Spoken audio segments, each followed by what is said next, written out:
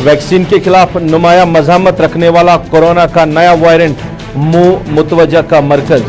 कोविड-19 से ज्यादा खतरनाक करार आलमी इदारे सेहत।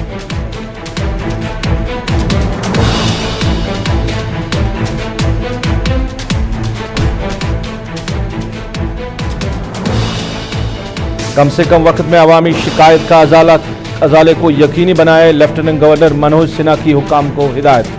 वर्चुअल मोड के जरिए अवामी शिकायत की सुनवाई, कई शिकायत का मौके पर ही अजाला। जिला तरक्याती कमिश्नरों को अवामी दरबार मुनक्कद करने की दी हिदायत।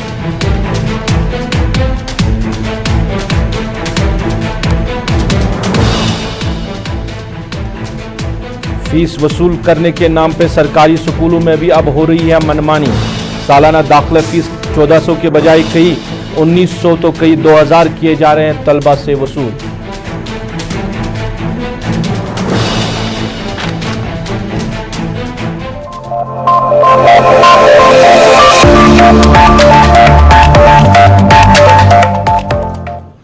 आदाब नाज़रीन, आप गुलिस्तान के स्टूडियो से बराह रास्त स्पेशल रिपोर्ट देख रहे हैं और मैं हूं आपका मेज़बान रऊफ फारूक। की स्पेशल रिपोर्ट में सबसे पहले बात करेंगे कोविड-19 के हवाले से। मस्बत मामलात में अब दिन ब दिन इजाफा होता जा रहा है और मजमूई कल की 24 घंटों की बात करें तो 100 मुतासिर जो केस सामने आए हैं और मजमूई तादाद जो है वो 4000 तजावुज़ कर चुकी है।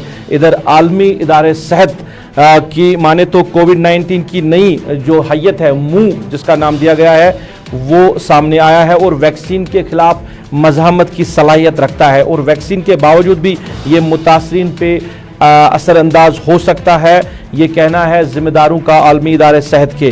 कोविड-19 की नई शक्ल पर तवज्जो देने की ज़रूरत है। उन्होंने कहा कि इस पर तवज्जो देने की भी ज़रूरत है कि ये जिन लोगों ने वैक्सीन भी किया है उन पे भी ये असरात कर सकता है। जो जिम्मेदारान है आलमी इदारे सेहत के, उनका ये कहना है। तो किस तरह ये वायरेंट जो है ये लोगों में अब देखा जाएगा और इसके क्या कुछ असरात हो सकते हैं। और कोविड-19 की तीसरी लहर के हवाले से भी बात करें तो जहां माहिरीन कह रहे हैं कि तीसरी लहर आ सकती है तो कब तक मुतवक्का है और मामलात बढ़ना क्या शुरुआत है, इन पूरे मामलात पे हम बात करेंगे। डॉक्टर्स एसोसिएशन के प्रेसिडेंट डॉक्टर निसारुल हसन बराह रास्त हमारे साथ जुड़े हैं, इनसे ही जानना चाहेंगे। डॉक्टर साहब खैर मकदम है आपका उर्दू खबरनामे में। सबसे पहले ये जानना चाहेंगे, जिस तरह आलमी इदारे सेहत ने कहा है कि जो नया वायरेंट जो है मुंह ये अब देखा गया है और जिन लोगों ने वैक्सीन लिया भी है उन वैक्सीन के खिलाफ ये मज़ामत कर सकता है और इसके साथ साथ उन्होंने ये कहा है कि ये खतरनाक है, जो पिछले 2 वायरेंट्स आए थे उनसे कई ज़्यादा ये खतरनाक भी हो सकता है।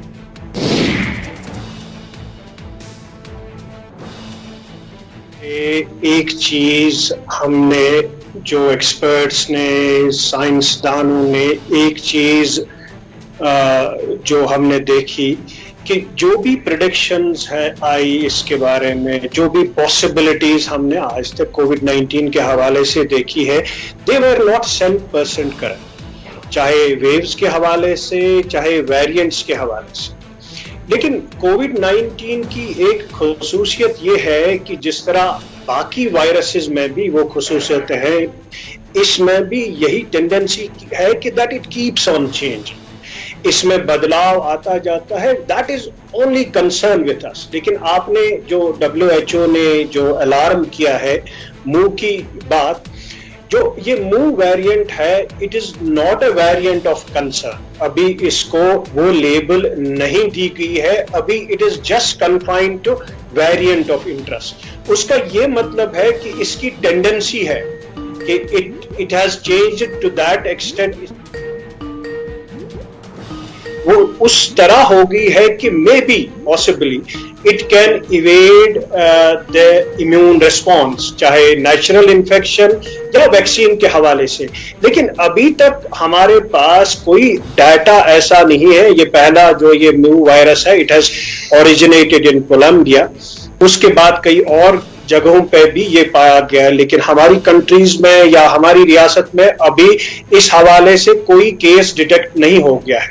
लेकिन आपने जो ये बोला कि मुंह के हवाले से अलार्म किया गया है, अलार्म इसलिए किया गया है कि क्योंकि इसमें वो जेनेटिक चेंजेस है दैट हैज पोटेंशियल को है कि अंदेशा है कि ये चेंज ऐसी है कि मे बी कि that it will evade the immune response, चाहे नेचुरल इन्फेक्शन किसी को हुई होगी, may be they will get री इन्फेक्शन। और अगर किसी ने वैक्सीन भी लिया होगा, फुल्ली वैक्सीनेटेड दोनों डोजेस भी, उसमें शायद मे बी, मगर अभी हमारे पास कोई डाटा ऐसा नहीं है। डॉक्टर साहब ये भी जानना चाहेंगे, डॉक्टर साहब ये भी जानना चाहेंगे कि जिस तरह आप जो माहिरीन कह रहे हैं या एक्सपर्ट्स कह रहे हैं तीसरी लहर के हवाले से और मस्बत मामलात की बात करें तो कहीं ना कहीं मामलात में अब इजाफा हो रहा है, क्या तीसरी लहर का अंदेशा है? क्या शुरुआत हम कह सकते हैं? नहीं, तीसरी लहर का कोई इंडिकेशन नहीं है अभी रूप साहब। इस हवाले से अभी तक न हमारे मुल्क में, न कई और जगहों पे, न हमारी रियासत में अभी कोई major indication third Covid wave की नहीं है। जो प्रिडिक्शन की गई है, चाहे सूत्रा मॉडल ने की है या IIT कानपुर ने की है, कि इस फॉल में सितंबर या अक्टूबर या नवंबर दिसंबर तक जो भी ये विंटर में एक प्रेडिक्शन की गई है कि शायद हमें एक और वेव नजर आएगी कोविड के हवाले से, थर्ड कोविड वेव।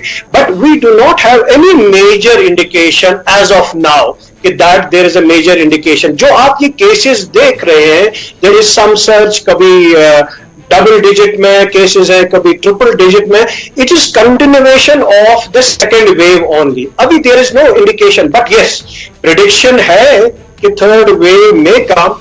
लेकिन as an expert I can tell, if at all third Covid wave आएगी भी, which is possible, which may not be possible, क्योंकि ये प्रेडिक्शन है, ये पॉसिबिलिटी है, it may not come true, but we have to be prepared. क्योंकि अगर आप कश्मीर, और जो ये थर्ड वेव जो आएगी, it will not come in the whole country, it will not come in the whole world, ये उन्हीं पॉकेट्स में आएगी, और वो भी माइल्डली, जहां सेकेंड वेव नहीं आई है, जहां सेकेंड वेव का इफेक्ट नहीं था, उन्हीं पॉकेट्स में आएगी जहां वैक्सीनेशन बहुत कम हुआ है।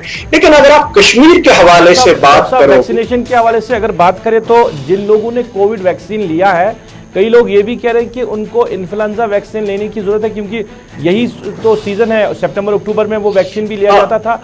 उनको जरूरत है या नहीं है? उन्होंने कोविड वैक्सीन ऑलरेडी लिया है।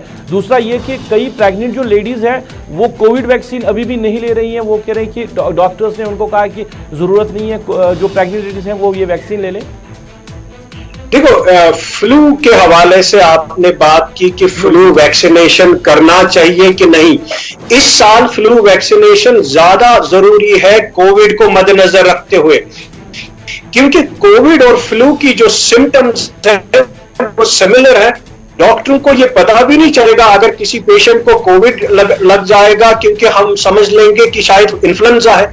अगर लोगों में इन्फ्लुएंजा का वैक्सीनेशन जो है वाइड स्प्रेड होगा, हमें आसानी होगी कि शायद ये कोविड ही है। और दूसरी बात आपने की कि वैक्सीनेशन के हवाले से, फ्लू वैक्सीनेशन के हवाले से मैं करूंगा कि इस साल जो है फ्लू वैक्सीनेशन ज्यादा जरूरी है, और ये ज्यादा जरूरी बच्चों में है खासतौर पर, क्योंकि फ्लू ज्यादा असर बच्चों में करता है। प्रेग्नेंट के हवाले, प्रेग्नेंट लेडीज की बात आपने की है, लेकिन फ्लू वैक्सीनेशन उनमें भी ज्यादा जरूरी है, because they are high risk for complication of flu, और बुजुर्गों में और जिनमें अंडरलाइंग मेडिकल कंडीशंस है। लेकिन आपने कोविड वैक्सीनेशन और प्रेगनेंसी की बात की। हाल ही में प्रेग्नेंट लेडीज जो है, दे वर कैटेगराइज्ड एज हाई रिस्क। हमने यहां पे भी कश्मीर में भी देखा कि प्रेग्नेंट लेडीज के हवाले से अगर दुनिया भर में देखा गया कि ज्यादा सीवियर कोविड इन्फेक्शन इनमें नहीं है, लेकिन बहरहाल कोविड जो है हमारे यहाँ पे कश्मीर में काफी प्रेग्नेंट लेडी, 2-3 प्रेग्नेंट लेडीज की जाने गई है कोविड के हवाले से, और कई प्रेग्नेंट लेडीज में हमने ये देखा कि कोविड जो 19 है, it cause severe disease in them. इसीलिए it has been categorised now as a high risk group. और वैक्सीनेशन, चाहे फ्लू वैक्सीनेशन होगा या कोविड वैक्सीनेशन, प्रेग्नेंट लेडीज के लिए ये it is absolutely safe, and they can do both vaccine at the same time. चाहे flu vaccine होगा या कोविड वैक्सीन होगा, they can do it at the same time. और प्रेग्नेंट लेडीज को मेरी तरफ से ये है कि it has been found absolutely safe, covid vaccine और फ्लू वैक्सीन भी, दोनों vaccine they have to take on priority, specially the pregnant ladies.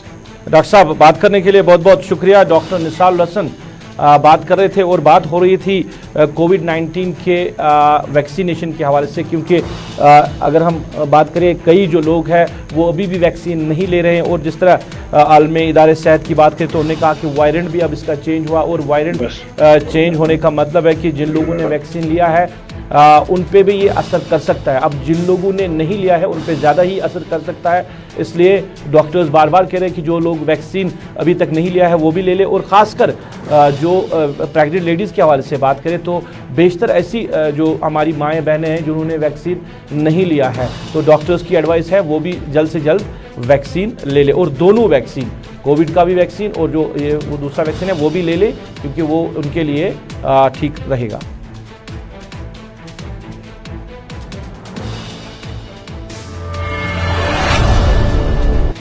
नाज़रीन, बात कोविड-19 की हो रही है। कोविड-19 के हवाले से बात करें तो जैसे सरकार ने SOPs गाइडलाइंस मुरतब की है और लोगों से कहा जा रहा है कि फॉलो करें SOPs और गाइडलाइंस को, उन पे अमल करें। और अगर हम देखें, चाहे हम बाज़ारों की बात करें, हम पब्लिक ट्रांसपोर्ट की बात करें, हम खासकर अगर सरकारी अस्पतालों की बात करें, सरकारी दफ्तरों की बात करें, तो कहीं ना कहीं जो वायलेशंस है वो हो रही है, गाइडलाइंस का पालन नहीं किया जा रहा है। और आए रोज़ इस तरह की शिकायतें आती रहती है।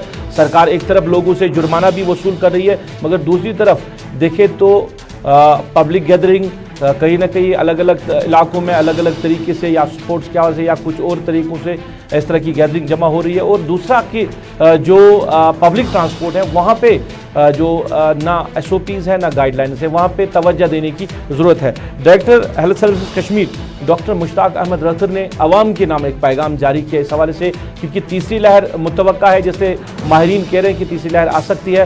अब डायरेक्टर हेल्थ सर्विस कश्मीर का ये कहना है कि लोगों से गुजारिश की जा रही है कि वो SOPs और गाइडलाइंस का पालन करें और जो सरकार ने SOPs बनाई है उन पर अमल पैरा हो। डायरेक्टर हेल्थ सर्विसेज क्या कुछ कह रहे हैं अवाम के नाम, हम आप तक पहुँचाएँ। जो थर्ड वेव का यहाँ केसेस जो परसों से 1-2 हफ्ते से हम देख रहे हैं कि केसेस बढ़ते आ रहे हैं, मेरी लोगों से गुजारिश रहेगी, हालांकि हमने सर्कुलर्स भी निकाले हैं और हर एक हॉस्टल में ये डायरेक्शंस पूरी दी हुई है, जो भी आएगा तो SOPs का पालन करेगा। और जो भी आएगा अटेंडेंट एक से ज़्यादा नहीं, विजिटर्स हॉस्टल ना आए, और जो भी आएगा वो SOPs का ख्याल रखे।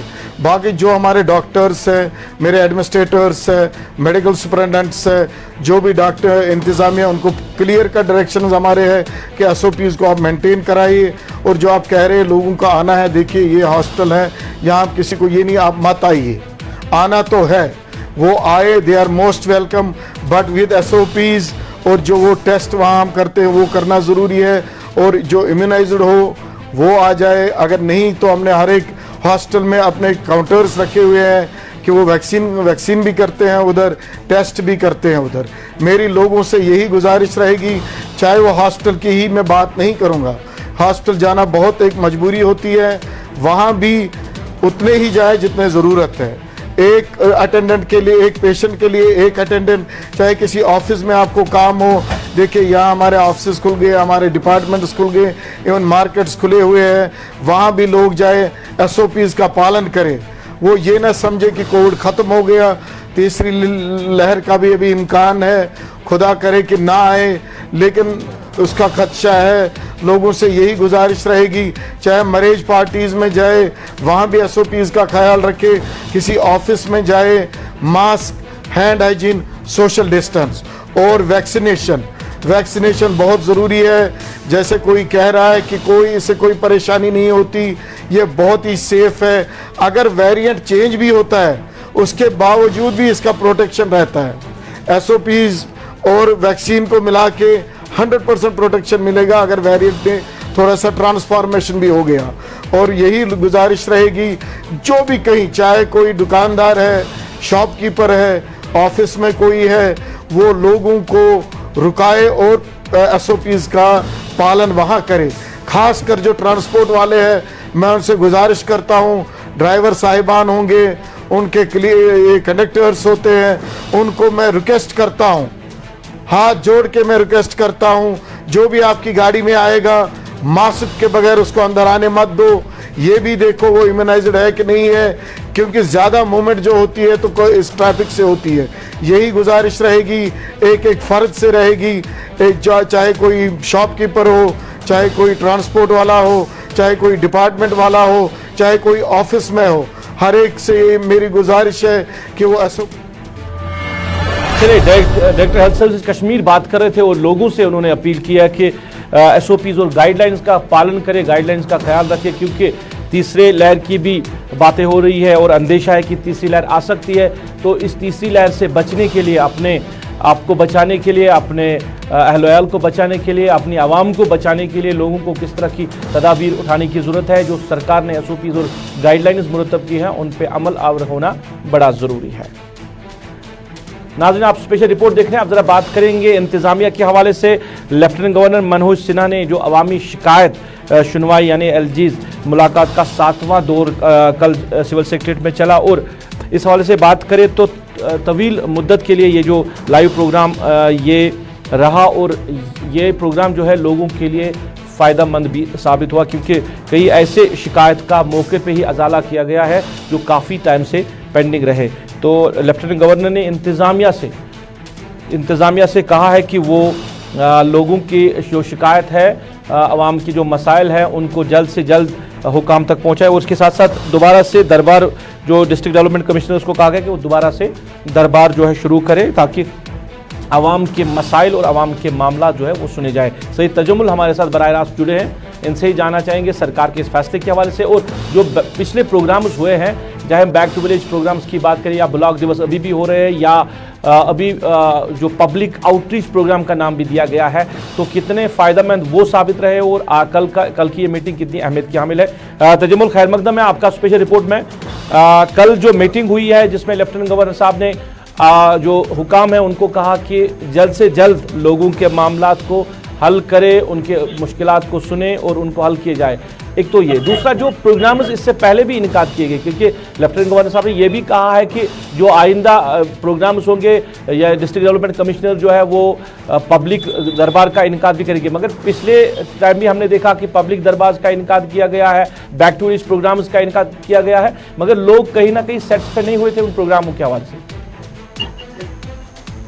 देखिए रूफ, जब आप जम्मू कश्मीर में इस तरह के अवामी दरबारों की बात करते हैं, उमूमन जिला तरक्याती कमिश्नर अवामी दरबारों में पब्लिक आउटरीच प्रोग्राम के तहत, चाहे सरकार अवाम की हो, लेफ्टिनेंट गवर्नर रूफ हो, इस बीच में जिला तरक्याती कमिश्नर या सीनियर सुप्रिंटेंडेंट पुलिस जो है वो अवाम के लिए दरवाजे खोल देते हैं और हफ्तों में कई एक बार जो है अवामी मुलाकात होती है। लेकिन जम्मू कश्मीर में एक तरफ आपके 70 के करीब यूनियन मिनिस्टर जम्मू कश्मीर में है, वो भी अवामी दरबार उसको बताते हैं। हालांकि ज्यादातर इफ्ता वो सड़कों और पुलों का करते हैं या जो पहले बने थे या बनाए जाने मतलूब हैं। लेकिन उसके बाद जिला तरक्याती कमिश्नर या सीनियर सुप्रिंटेंडेंट पुलिस जो डिस्ट्रिक्ट हेडक्वार्टर्स में है, अमूमन वहाँ के लोगों के जो मसाइल हैं बहुत ज्यादा होते हैं, जिसमें पानी, बिजली, सड़क, रोड, मनरेगा, R&B और बाकी डिपार्टमेंटों पर नजर होती है। लेकिन लेफ्टिनेंट गवर्नर मनोज सिन्हा ने अब जिस वक्त अपने डिप्टी कमिश्नर्स को डिविजनल कमिश्नर्स के जरिए हिदायत जारी की है कि अवामी मुतालबात, मुश्किलात जो है उन्हें तरजीह बुनियादों पर हल किया जाना चाहिए। मुझे लगता है कि ये कोई नया प्रोसेस नहीं, ये कोई नया हुक्मनामा नहीं है। अमूमन जिला तरक्याती कमिश्नर इस तरह के दरबार मुनक्किद करते हैं, लेकिन नतीजा क्या निकलता है? बहुत सारे अवामी दरबार हमने देखे। आप जिला बडगाम के जिला तरक्याती कमिश्नर की बात कीजिए, आप श्रीनगर के जिला तरक्याती कमिश्नर की बात कीजिए। एक तो वो डिस्ट्रिक्ट डेवलपमेंट कमिश्नर है, यानी जो तामीर और तरक्की होगी। दूसरा जो इस वक्त SOPs लॉ एंड ऑर्डर को देखना है। तीसरा लॉ एंड ऑर्डर के बाद अवामी मामलात है।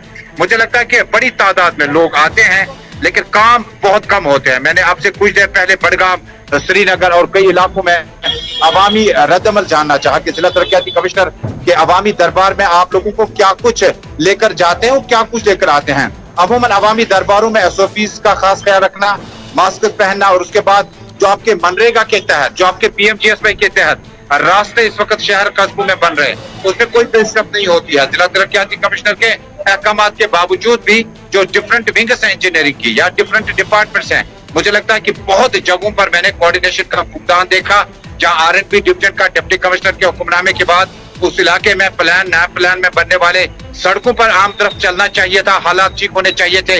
तामीर और तरक्की के हवाले से मुझे लगता है कि लेफ्टिनेंट गवर्नर का अपनी जगह मामला, लेकिन अमली तौर पर जिला तरक्याती कमिश्नर के जो हुक्मनामे और अवामी रद्द अमल में, अवामी दरबार में जो मामला हल होने चाहिए थे, उसका रिजल्ट ज्यादा बेहतर नजर नहीं आ रहा। चलिए तजम्मुल, बात करने के लिए बहुत बहुत शुक्रिया। हमारे सीधे साथी सईद तजम्मुल बात कर रहे थे और बात हो रही थी लेफ्टिनेंट गवर्नर के जो अहकाम आए हैं इंतज़ामिया के हवाले से कि लोगों के मामलात को हल करने के लिए तरजीह दे, कहीं ना कहीं इसमें कोऑर्डिनेशन की कमी लगती है, जो बैक टू विलेज प्रोग्राम के ज़रिए भी हमने देखा और ब्लॉक दिवस प्रोग्राम में भी हम देख रहे हैं कि कोऑर्डिनेशन जो होना चाहिए था सरकार का या डिस्ट्रिक्ट इंतज़ामिया का, उसमें कहीं ना कहीं कमी देखने को मिल रही है।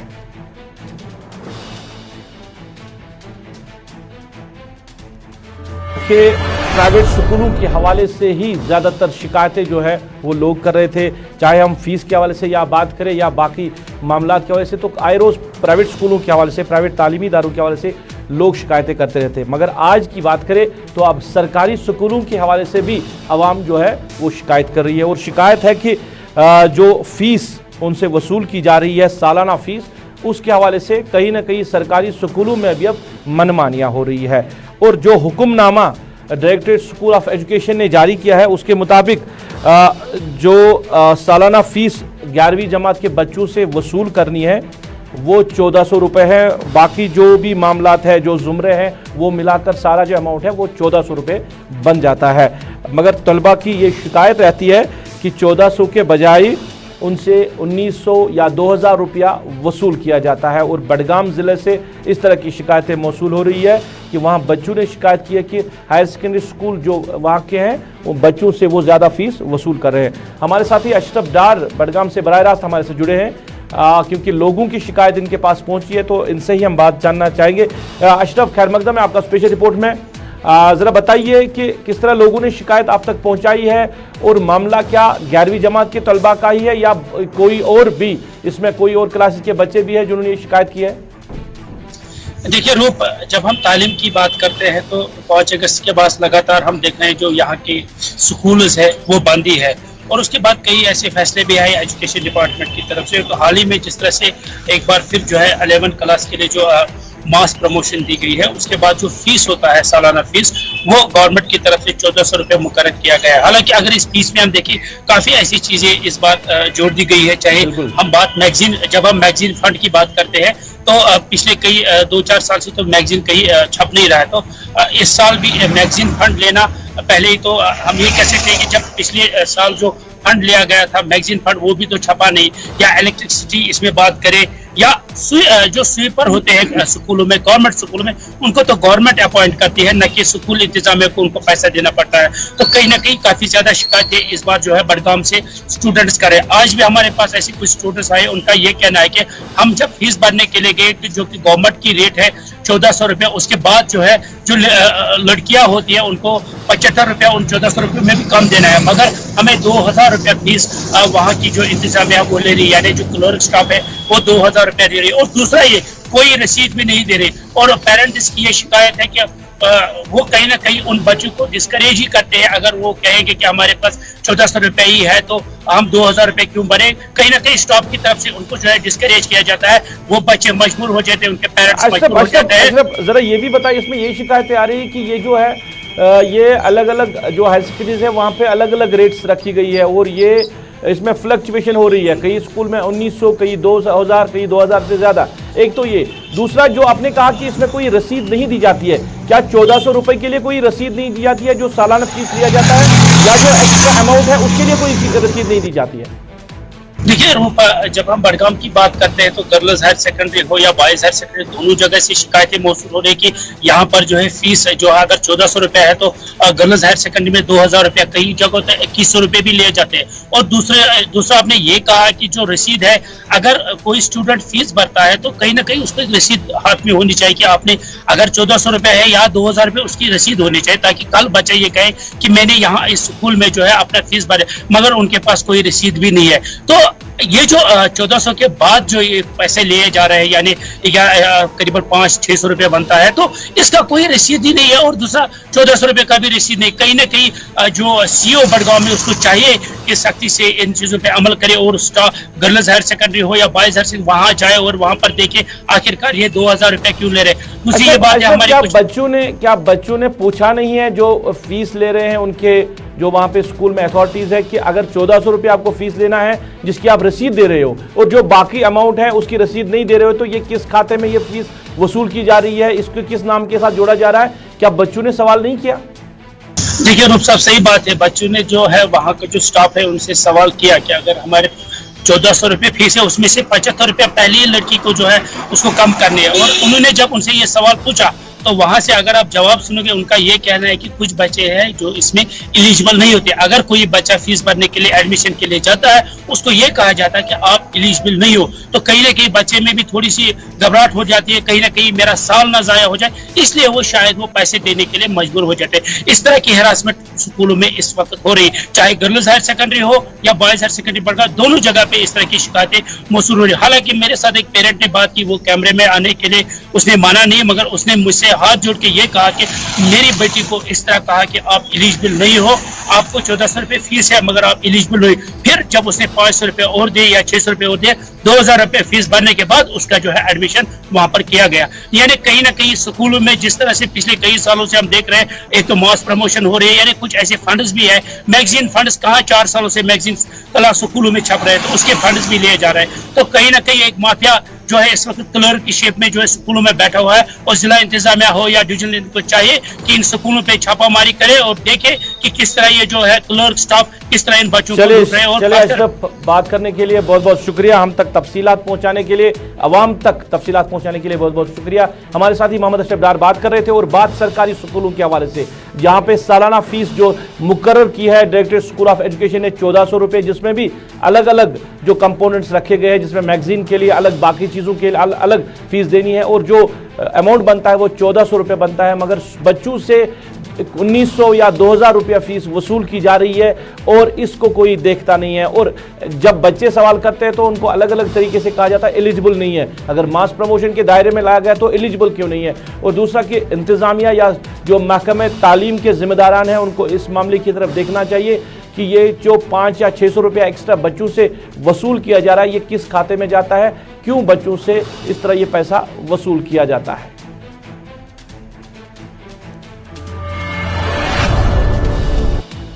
चलिए नाज़रीन, ये था आज का स्पेशल रिपोर्ट। आज की स्पेशल रिपोर्ट में बस इतना ही। मुझे मेरी पूरी टीम के साथ इस वादे के साथ दीजिए इजाज़त, आप अपना ख्याल रखेंगे, हमें अपनी नेक दुआओं में याद रखेंगे। अल्लाह आपका हमारा सबका निगहबान।